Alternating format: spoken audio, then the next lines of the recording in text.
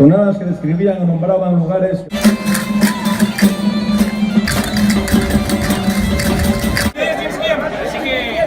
Enrique Podrán. Tengo ganas de que lleguen de sus fiestas del portal. Como primicia, os puedo adelantar que en mi próximo disco, que posiblemente salga el año que viene, hay una canción que se va a titular El restallar de la sidra, donde a través de esa ceremonia, que es el echar la sidra en el vaso, pues hago un homenaje a Asturias.